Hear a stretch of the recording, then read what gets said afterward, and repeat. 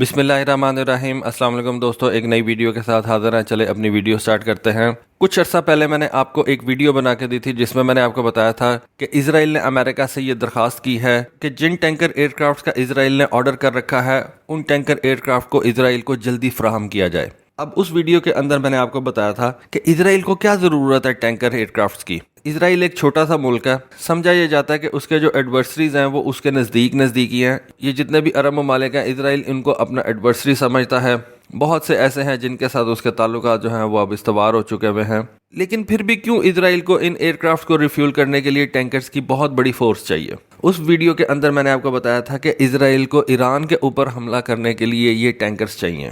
اسرائیل نے اس سے پہلے 1981 کے اندر عراق کے نیوکلیر پاور پلانٹ کے اوپر حملہ کیا تھا۔ اسرائیل شام کی نیوکلیر فیسلٹیز کے اوپر بھی حملہ کر چکا ہوا ہے، اور اسی ٹریک ریکارڈ کو دیکھتے ہوئے یہ بات سمجھی جا سکتی ہے کہ اسرائیل ایران کو بھی معاف نہیں کرے گا، اور اس کے نیوکلیر پروگرام کو ختم کرنے کے لیے وہ ایران کی نیوکلیر فیسلٹیز کے اوپر بھی حملہ کرے گا۔ پاکستان کے اوپر بھی اس نے ٹرائی کی تھی، لیکن پاکستان کے اوپر حملہ کرنے کے لیے اس کو اتنی لمبی فلائٹ کی ضرورت نہیں ہے، کیونکہ اسرائیل کا ایک بڑا بیسٹ فرینڈ انڈیا کی صورت میں پاکستان کا ہمسایہ ہے، اور اسرائیل نے یہ کوشش کی تھی، اور ہمارے پاس کچھ انٹیلیجنس بھی موجود ہے کہ 98 کے اندر جب پاکستان اور انڈیا نے اپنے ایٹمی دھماکے کیے تھے، پاکستان کو ایٹمی دھماکوں سے روکنے کے لیے اسرائیل نے انڈیا سے جو ہے وہ بات کی تھی، کیونکہ پہلے دھماکے جو تھے وہ انڈیا نے کیے تھے، 2 مئی کو کیے تھے انہوں نے۔ اس کے بعد پاکستان نے بھی اپنا جو ہے وہ ایک ذہن بنایا کہ ہم بھی جو ہے وہ اب ایٹمی دھماکے کریں گے، کیونکہ ایک اچھا موقع تھا، انڈیا نے دھماکے کیے ہیں تو پاکستان کے پاس بھی ایک جواز تھا۔ تو اس وقت پاکستان کے پاس ایک انٹیلیجنس موجود تھی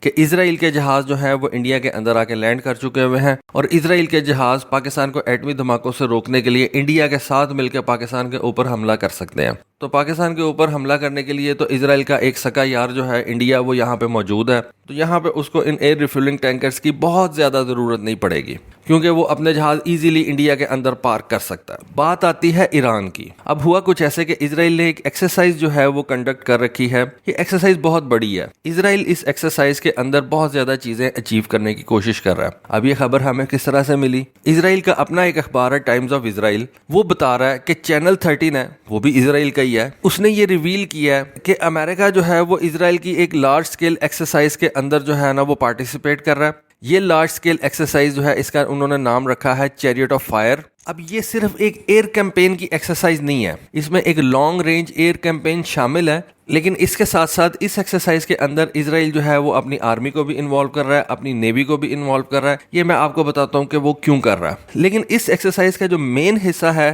وہ ایک لانگ رینج ایئر کیمپین ہے۔ اب اسرائیل کو ایک لانگ رینج ایئر کیمپین کی کیا ضرورت ہے، اور امریکہ اس ایکسرسائز میں اسرائیل کے ساتھ کس طرح سے مدد کر رہا ہے؟ اور یہ بات جو ہے یہ بھی یہ ٹائمز آف اسرائیل بتاتا ہے کہ چینل 13 نے یہ بتایا کہ یہ ایکسرسائز ایران اسپیسیفک ہے، یعنی کہ اس ایکسرسائز چیریٹ آف فائر کو اس لیے کنڈکٹ کیا جا رہا ہے کہ اگر ہم نے ایران کی نیوکلیر فیسلٹی پہ حملہ کرنا ہو تو اس کے لیے ہمیں پہلے سے تیاری کر رکھنی ہے۔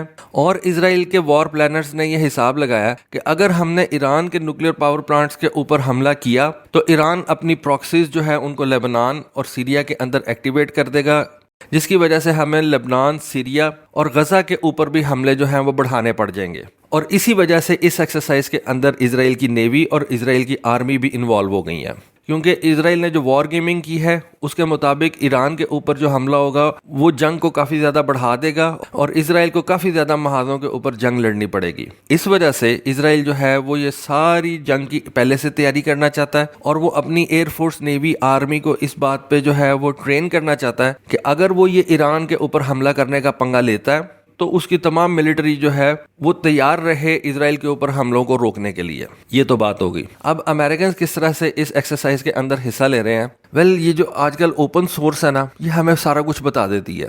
امریکہ کے ٹینکرز جو ہے نا وہ اس وقت اسرائیل کے اوپر سے گزر کے تو وہ اٹلانٹک اوشن کے اوپر گئے ہیں۔ وہاں پہ یہ جو فلائٹ ریڈار قسم کی اپلیکیشنز ہوتی ہیں، یہ جو جہازوں کو ٹریک کرتی ہیں، جن کو ایک عام آدمی بھی اپنے موبائل کے اندر انسٹال کر سکتا ہے، پھر ان کے کچھ پرو ورژنز ہوتے ہیں، وہ آپ کو زیادہ انفارمیشن دیتے ہیں۔ تو اسرائیل سے یہ چیزیں باہر آ رہی ہیں کہ امریکن ٹینکر جو ہیں وہ اس وقت اسرائیل کی شورز کے نزدیک فلائی کر رہے ہیں، اور وہاں پہ اسرائیل کے فائٹر جیٹس جو ہیں وہ ان ایئر ریفیولنگ ٹینکر کے ذریعے سے اپنے آپ کو ریفیول کر رہے ہیں۔ امریکہ نے اس کے بارے میں کیا کہا؟ امریکہ اس کو اب ڈینائی تو نہیں کر سکتا، ساری دنیا کو یہ چیزیں پتہ لگ گئی ہیں۔ امریکہ یہ کہہ رہا ہے کہ جی ہم اس ایکسرسائز کے اندر حصہ تو نہیں لے رہے، اور نہ ہی ہم نے جو ہے وہ ایکچوئل فیول ان جہازوں کے اندر ٹرانسفر کیا ہے، لیکن ہم نے جو ہے نا یہ ڈرائی ریفیولنگ کی ہے۔ اب یہ ڈرائی ریفیولنگ کیا ہوتا ہے کہ آپ جسٹ ایک جہاز کو یہ پریکٹس کروائیں کہ کس طرح سے اس نے ایک بوم کو جو ہے وہ اپنے جہاز کے ساتھ کنیکٹ کرنا ہے۔ اب یہ بوم کس کو کہتے ہیں؟ بیسیکلی ایئر ریفیولنگ دو قسم کی ہوتی ہے، ایک بوم کے ساتھ کی جاتی ہے اور ایک جو ہے وہ پروب اینڈ ڈراپ کے ساتھ کی جاتی ہے۔ یہ دو سسٹمز ہوتے ہیں۔ امریکن جہازوں کے اندر زیادہ تر بوم سسٹم استعمال کیا جاتا ہے۔ یہ جو بوم سسٹم ہے اس کا ایک فائدہ ہوتا ہے اور ایک نقصان ہوتا ہے۔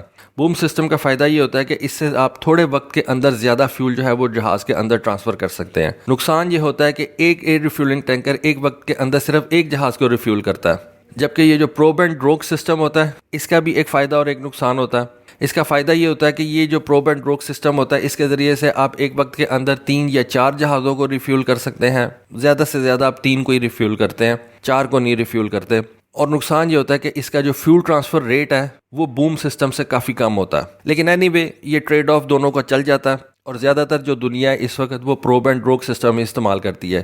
صرف امریکن جو ہیں وہ بوم سسٹم استعمال کرتے ہیں۔ اگر امریکن بوم سسٹم استعمال کرتے ہیں تو پھر آپ کہہ لیں کہ اسرائیل بھی بوم سسٹم استعمال کرتا ہے، کیونکہ اسرائیل کے پاس جتنے بھی جہاز ہیں F-16 F-15 اور اب F-35 یہ سارے کے سارے امریکن میڈ ہیں، تو اس وجہ سے اسرائیل جو ہے وہ بھی یہ بوم سسٹم ہی استعمال کرتا ہے۔ تو امریکن نے کہا کہ ہم نے اس ایکسرسائز کے اندر اسرائیلی جہازوں کو اپنے جہازوں کے ساتھ ایئر ریفیولنگ جو ہے وہ نہیں کروائی، صرف ان کو ڈرائی ریفیولنگ کروائی ہے، یعنی کہ یہ جو بوم ہے یہ اسرائیلی جہازوں کے ساتھ لگا ہے، ہم نے فیول ٹرانسفر نہیں کیا۔ تو بھائی فیول بھی ٹرانسفر کر لیتے، جہازوں کو اتنا زیادہ خطرے میں ڈالنے کی کیا ضرورت تھی؟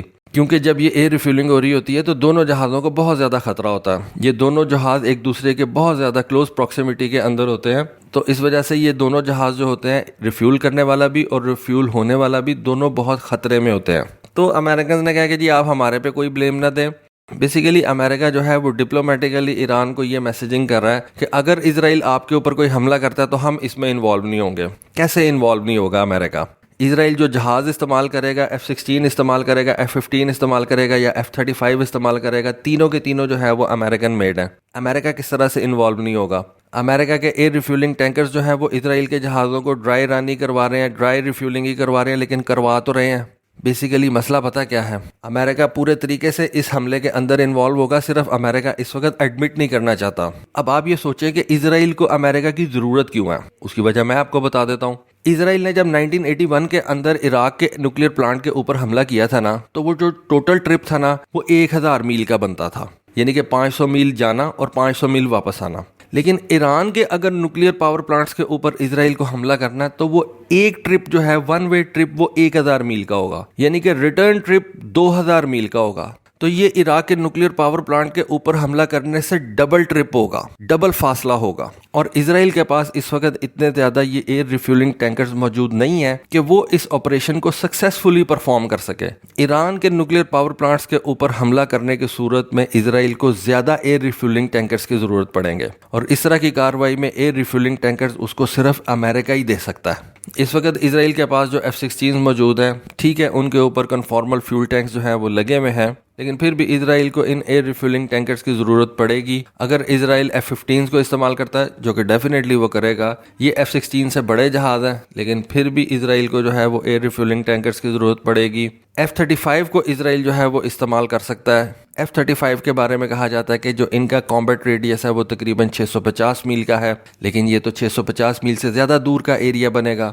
اب یہاں پہ میں آپ کو بتا دوں کہ پاس کے اندر لاک ہیڈ مارٹن اور اسرائیل جو ہے وہ یہ کوششیں کرتے رہے ہیں کہ اسرائیل کے F-35 کے اوپر وہ ڈراپ ٹینکس لگا کے چیک کریں، لیکن ڈراپ ٹینک کی صورت میں ان کا جو اسٹیلتھ ہے وہ کمپرومائز ہو جائے گا، لیکن پھر بھی ڈراپ ٹینکس جو ہیں وہ ان کو کافی زیادہ دور تک تو لے جائیں گے، اور اپنے ٹارگٹ کے نزدیک جا کے اسرائیل جو ہے وہ ان F-35 سے اپنے ڈراپ ٹینکس جو ہے وہ پھینک بھی سکتا ہے۔ تو اس وقت اسرائیل جو ہے نا وہ پوری کوششوں کے اندر ہے کہ وہ اپنی ملٹری کو ٹرین کر دے کہ اگر وہ ڈیسائیڈ کرتا ہے ایران کے اوپر حملہ کرنے کا تو اس کی ملٹری جو ہے نا وہ پورے طریقے سے تیار ہو، اور اس حملے کے لیے اسرائیل کو امریکہ کی ضرورت بھی پڑے گی۔ امریکہ مان نہیں رہا، لیکن اس کو امریکہ کی ضرورت پڑے گی۔ تو دوستو یہ ایک انفارمیشن میری نظروں کے سامنے سے گزری تھی، سوچا آپ کے ساتھ شیئر کروں۔ ہوپ فلی آپ کو آج کی ویڈیو، آج کی انفارمیشن پسند آئی ہوگی۔ کامنٹ سیکشن میں اپنی رائے سے ضرور آگاہ کیجیے گا۔ آج کے لیے بس اتنا ہی، تھینک یو، اللہ حافظ۔